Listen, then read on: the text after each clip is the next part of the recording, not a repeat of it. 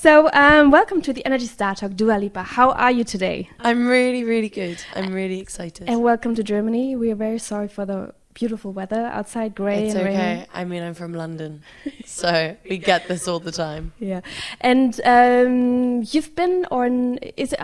Which stop is it already for your German tour?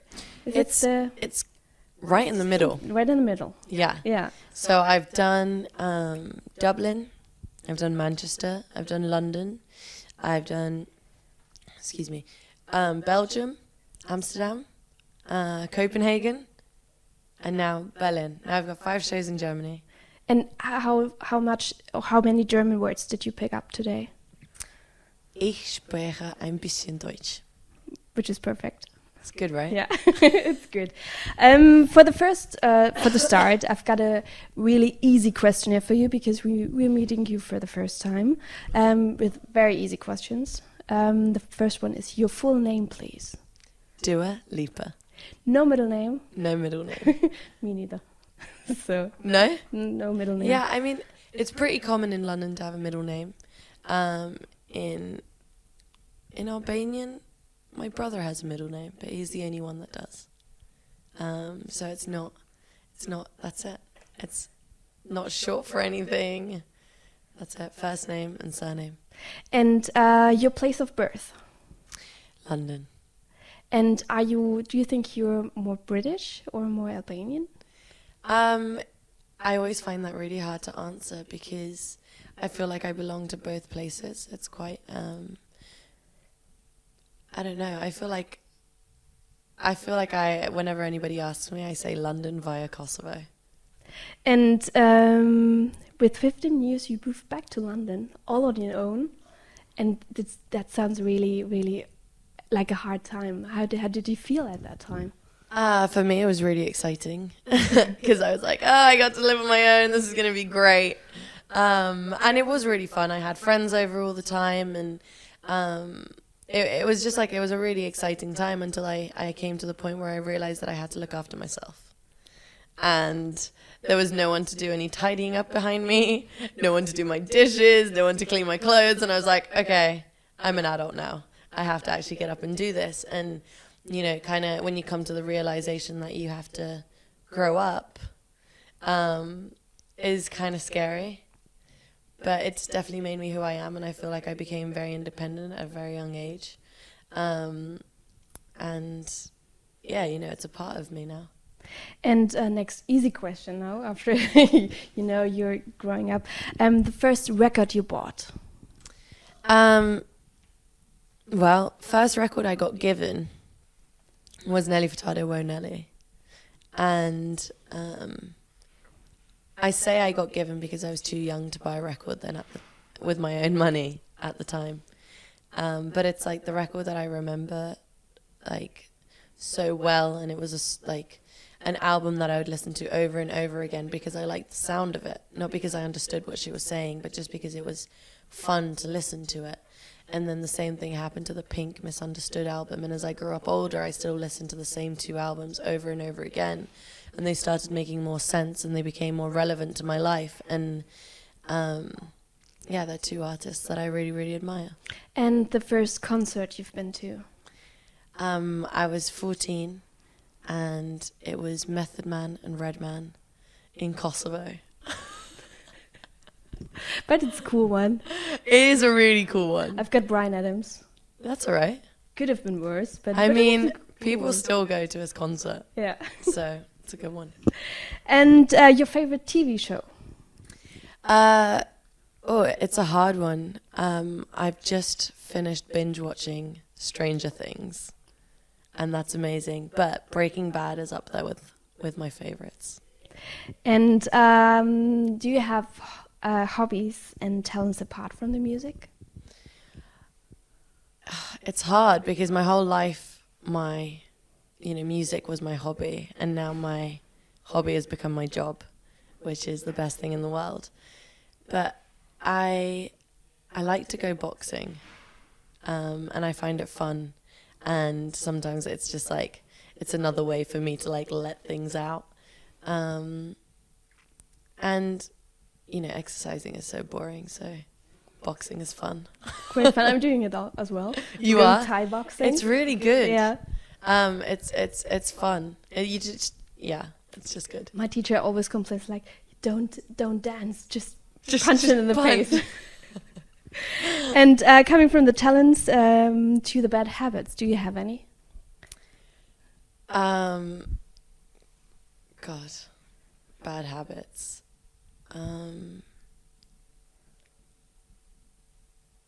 Yeah, I mean, like every person, everyone has bad habits. If I told you, I'd have to kill you. No, I'm joking. I feel like, I used to smoke a lot, and I've had to like stop because I was losing my voice a lot before I had to go on stage. And I guess habits die hard. So the second I feel like I've got any days off, I always want a cigarette, which is really bad. But, I try and be as good as possible. And I've always got a bad habit of not sleeping on time. So I stay up until late, and then in the morning I regret it all the time.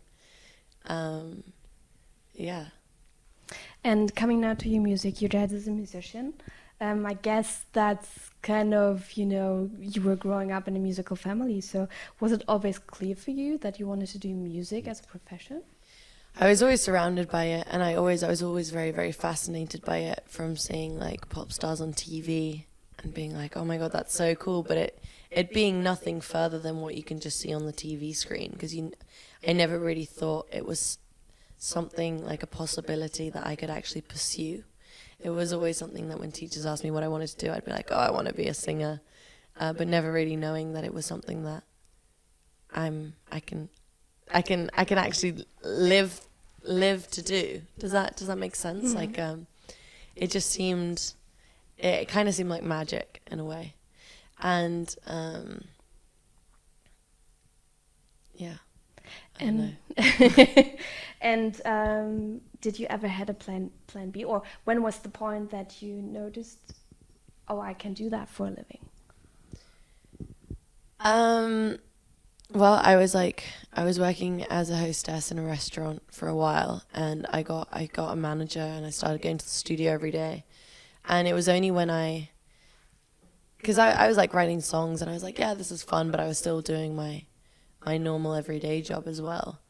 And when I signed my deal, I was told, oh, you can quit your job now.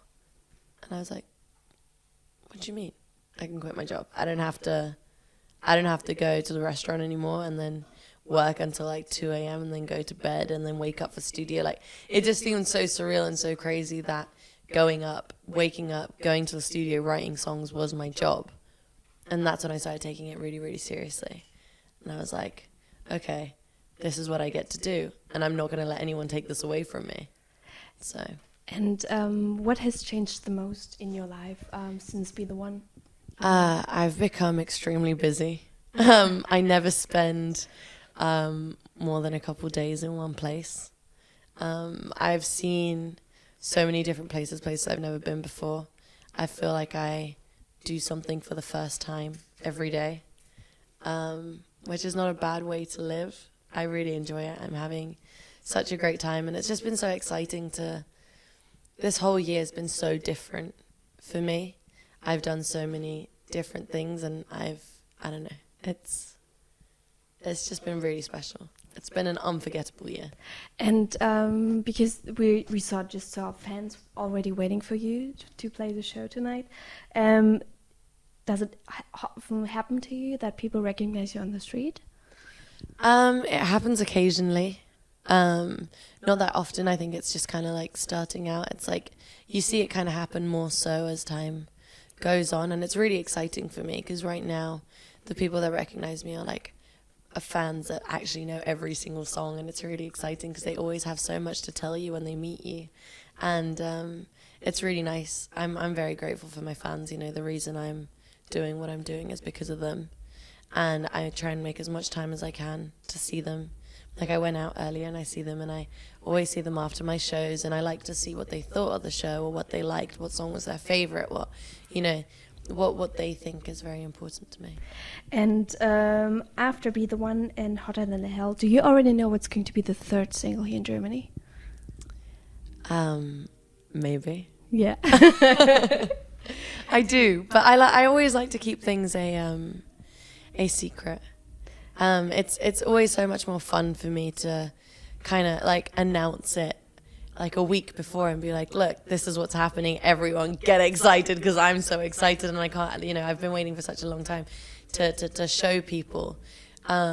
It's one of those, I love surprises, and it's exciting to see people get as excited as me when it comes to like releasing something. So it's one of my favorite moments. So I try and keep it a secret for as long as possible. And the album is coming out in February.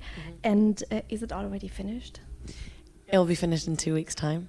So you didn't have it already in your hand? I mean, I did, and then it came to the point where after I'd been traveling for such a long time and going to the studio, going to festivals and kind of living this craziness, that I felt like I needed to write more, and I felt like I had more to say, and I felt like I just didn't want to finish it without giving it just one more try to see if I had anything I wanted to add on to it.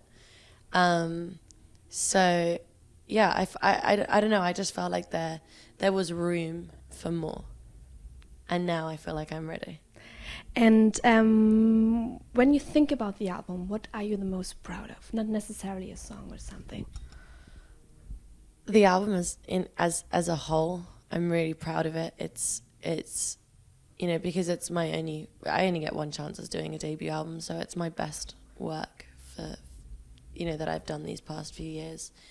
And I don't know, it's exciting. I feel like through music I've been able to open up a lot. I've learned a lot more about myself through writing and through music, things that I didn't know I had in me that really came out, and I'm proud of that. I'm proud to be able to open up, and sure, there are so many things that as people we're scared to talk about, or we're not ready to. I feel like slowly I'll be able to do that too, but it's really brought me closer to so many different people.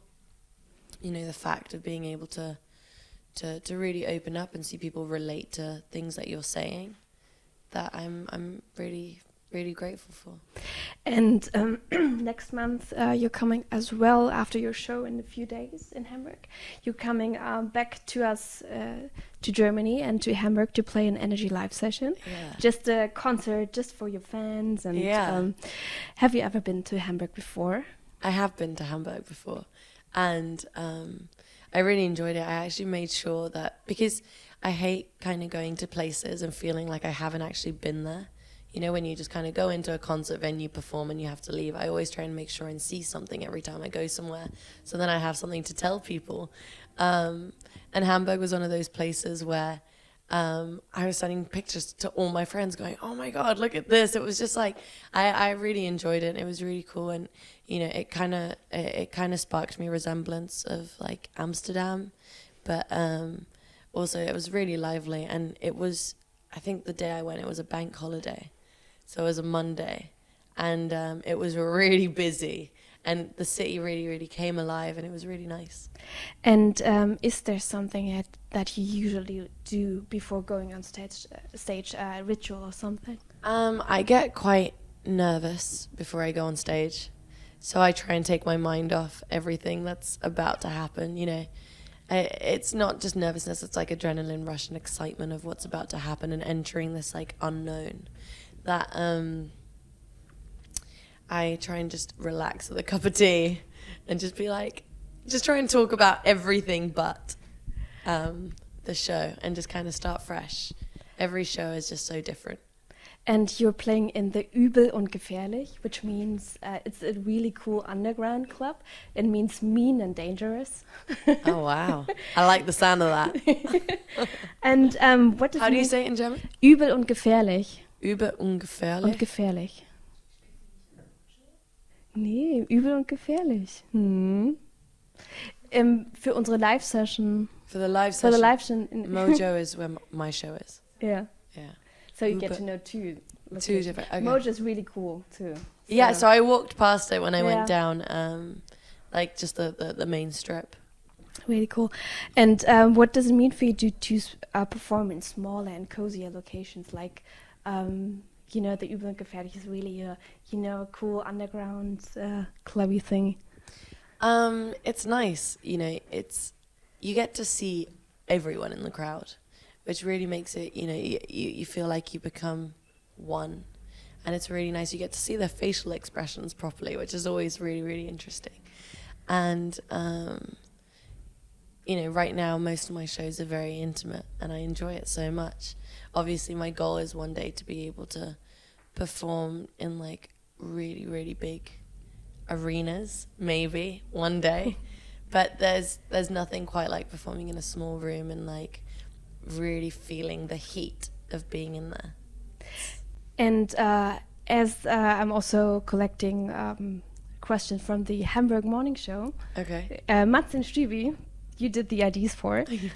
We're asking, what do you eat for breakfast usually? 2 boiled eggs, really, and then just like a banana or something. And could you imagine to wake up early as they are at 4 a.m. in the morning? Are you an early bird or? I'm not a morning person. I have to be, because I have to wake up quite early for most things. But, you know, when I have to wake up and do like breakfast TV really early, it's not my favorite time of the morning. And how is it to sing then, for example? It's quite hard, because I feel like, especially if I'm like working until late the night before and then I have to wake up early, it makes it quite tough. My body hasn't quite woken up yet, so trying to wake my voice up makes it a bit harder. But it's doable. Everything's doable. So we're really looking forward to seeing you soon. Thank you so much. In Hamburg. And thank you so much for the interview. Thank you, of course. And have This fun is so tonight. fun. Thank you.